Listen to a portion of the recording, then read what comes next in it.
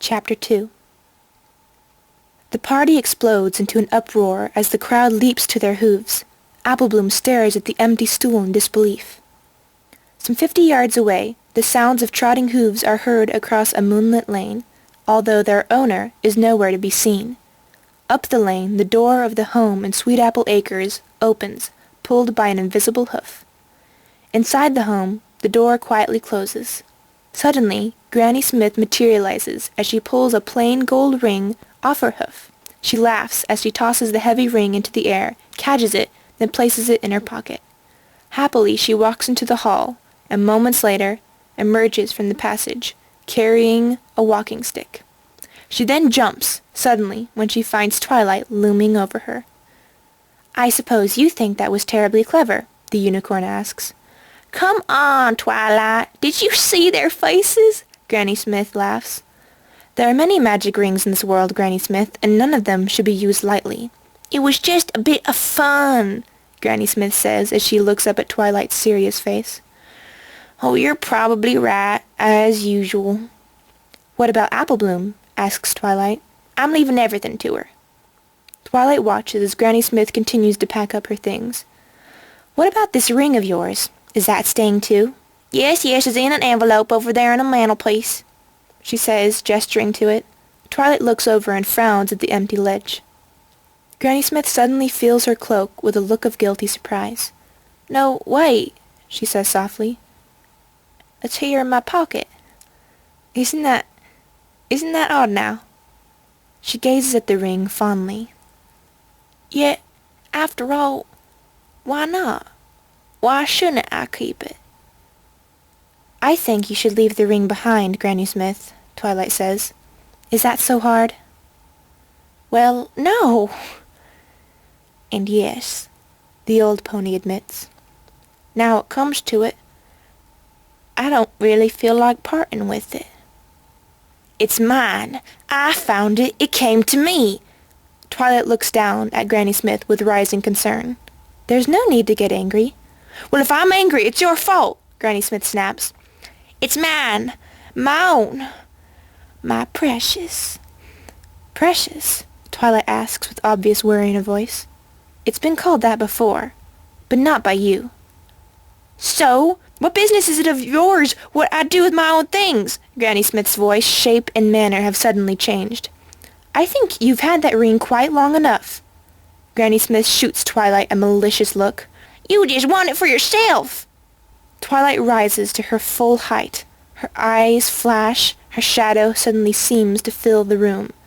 "Granny Smith," Twilight shouts with authority, "do not take me for some conjurer of cheap tricks." Granny Smith cowers from Twilight, disarmed by her power. A frightened Shetland. Twilight's expression softens. "I am not trying to rob you," she continues. "I'm trying to help you." Sobbing, Granny Smith runs to Twilight and hugs her. "All the long years we've been friends. Trust me as you once did." Twilight slowly releases her from the embrace. "Let it go." "You're right, Twilight," Granny Smith says with a sniff. "The ring must go to Applebloom." Granny Smith lifts her knapsack and heads for the door. "It's late, and the road is long. Yes, it is time." "Granny Smith?" Twilight says, slowly stepping towards the door. Granny Smith looks at her. "The ring is still in your pocket." The Shetland hesitates and reaches into her pocket. Oh yes," she mutters. Granny Smith pulls out the ring. She stares at it resting on the roof of her hoof. She slowly begins to turn her hoof, allowing gravity to leisurely pull it away from her.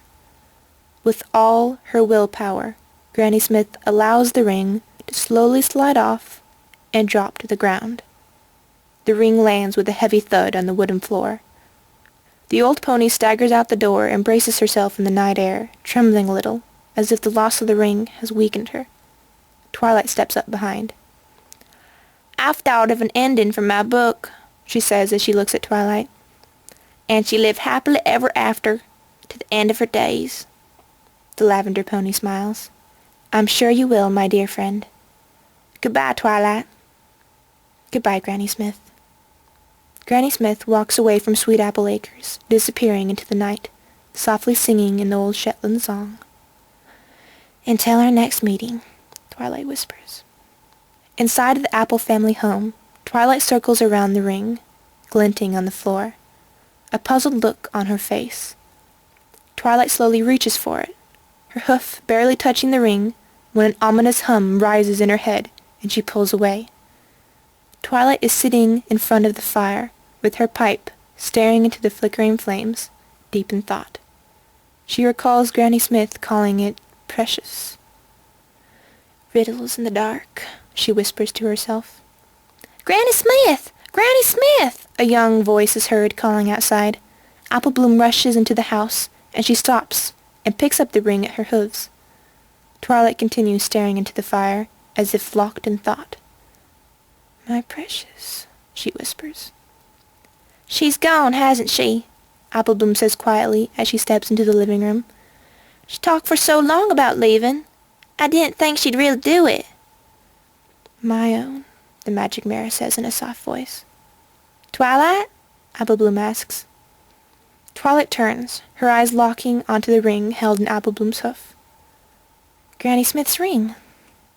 Twilight sorts hurriedly through a stack of Granny Smith's papers. "She's gone to stay with the Pegasus elves," she explains. "She left you Sweet Apple Acres." Twilight holds out an envelope. Apple Bloom drops the ring into it. "Along with all her possessions," she continues.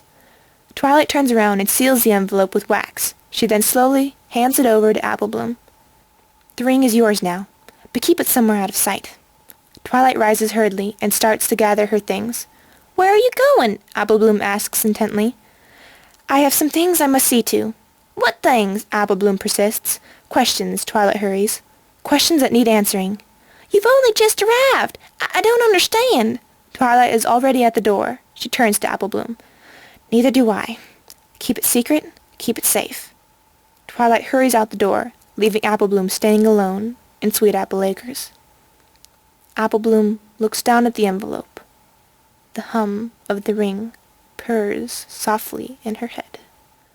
On the other side of Equestria, on the jagged ruins of Bartrot Dur, the Dark Tower, the huge black tower of Bartrot Dur is being rebuilt.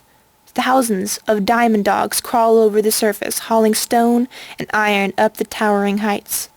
Beyond the tower is Mount Moon. A huge, billowing cloud of black filth grows and spreads across the red-streaked sky, casting a shadowy pall over the nightmarish landscape. A raspy voice can be heard screaming from the tower. "Apple family! Ponyville!" 9 midnight black ponies, cloaked, their faces hidden, burst out of the tower and charged down the road.